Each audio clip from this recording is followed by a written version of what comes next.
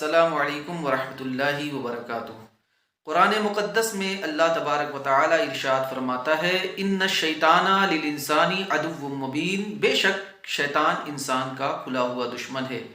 اب قرآن کے مطابق جب شیطان انسان کا کھلا ہوا دشمن ہے تو ظاہر سی بات ہے وہ اپنی دشمنی اور عداوت میں انسان کو کسی بھی حد تک نقصان پہنچا سکتا ہے، بلکہ پہنچاتا ہے۔ وہ ہر لمحہ ہر گھڑی انسان کو نقصان پہنچانے کے در پہ ہی رہتا ہے۔ اس کے پاس بے شمار ہتھیار ہیں اور بے شمار ایسے ہتھ کنڈے ہیں جس کے ذریعے وہ انسان کو پریشان کرتا ہے۔ اگر کسی مومن بندے کو اسے پریشان کرنا ہوتا ہے تو وہ اس کے ایمان و عقائد پر کبھی حملہ کرتا ہے، کبھی اس کی عبادتوں میں خلل ڈالتا ہے، کبھی اس کے اندر شک و شبہات پیدا کر دیتا ہے، اور کبھی اس کی عبادتوں میں وسوسہ پیدا کر کے اسے پریشان کرنے کی کوشش کرتا ہے۔ تو یہ اس کے ہتھ کنڈے ہیں۔ تو ناظرین، وسوسہ شیطان کے مکر و فریب کا ایک ایسا جال ہے اور ایک ایسا دلدل ہے کہ جو اس میں پھنستا ہے تو پھنستا ہی چلا جاتا ہے، جو اس دلدل میں دھستا ہے تو دھستا ہی چلا جاتا ہے۔ اگر کسی کو کسی چیز میں وسوسہ پیدا ہوتا ہے اور وہ اس وسوسے کے مطابق عمل بھی کرتا ہے تو ایسا نہیں کہ اس کو ایک مرتبہ وسوسہ پیدا ہوا اور پھر ختم ہو جائے گا، بلکہ اب اس کو بار بار وسوسہ پیدا ہوگا، اور صرف اس کا وسوسہ اسی چیز میں محدود ہو کر نہیں رہتا بلکہ اور چیزوں میں بھی اسے وسوسہ ہونے لگتا ہے۔ تو یہ وسوسہ کی خصوصیت ہے، اگر اپنے اوپر حاوی کیا تو اور چیزوں میں وسوسہ پیدا ہونے لگتا ہے۔ وسوسے کی ایک خاص بات اور یہ ہے کہ اگر وسوسے کے مطابق عمل بھی کر لیا تو اسے پوری طریقے سے تشفی نہیں ہوتی۔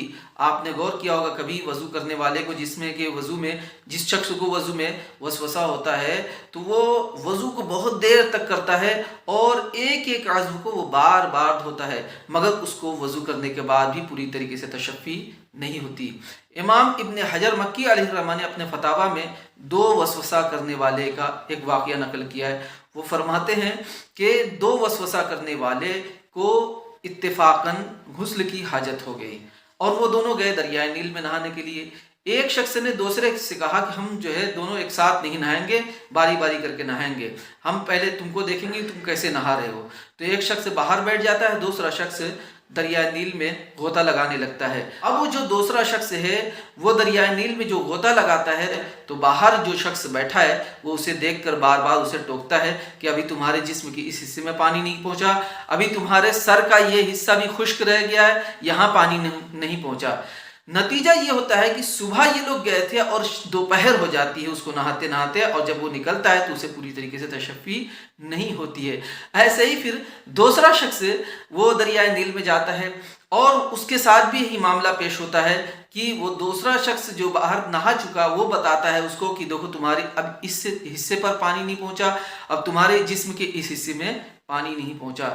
تو وہ بھی اسی طریقے سے کرتے کرتے دوپہر سے اس کو شام ہو جاتی ہے اور وہ جب نہا کر نکلتا ہے تو اسے بھی پوری طریقے سے تشفی نہیں ہوتی ہے۔ اب نتیجہ یہ ہوا کہ اس وسوسے کی وجہ سے پوری نماز بھی چلی گئی اور نہایا تو ایسا نہایا کہ پوری طریقے سے تشفی بھی نہیں ہوئی۔ اللہ کے رسول صلی اللہ تعالی علیہ وسلم نے فرمایا ہے کہ وضو کے لیے ایک شیطان ہے جس کا نام ولہان ہے، وہ وضو میں وسوسہ پیدا کرتا ہے، اس لیے پانی کے وسوسوں سے بچو۔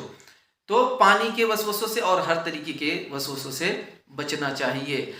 اب اس کے علاج پر بھی کچھ گفتگو کر لیتے ہیں۔ تو ہمارے بزرگان دین اور علماء کرام ہیں جو ہمارے دین کے معالج روحانی ہیں، انہوں نے وسوسہ کو دفع کرنے کی اور اس سے بچنے کا کچھ طریقہ بھی تجویز فرمایا ہے۔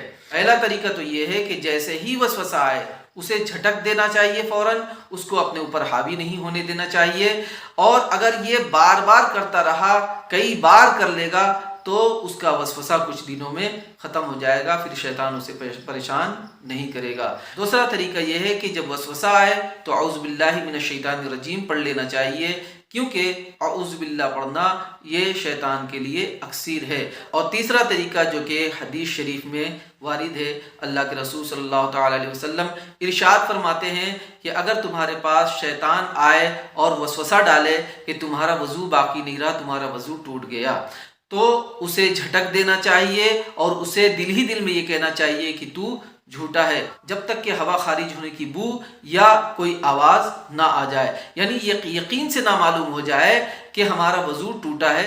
صرف وسوسہ پیدا ہو تو اس وسوسے پر عمل کرنے کی ضرورت نہیں ہے۔ یہ کچھ چند طریقے ہیں جو وسوسے سے بچنے کے بتائے گئے ہیں۔ اللہ تبارک و تعالی ہم سب کو شیطان کے وسوسوں سے اور اس کی اطاعت سے حفاظت فرمائے اور شیطان کے وسوسوں سے محفوظ فرمائے۔ خدا حافظ۔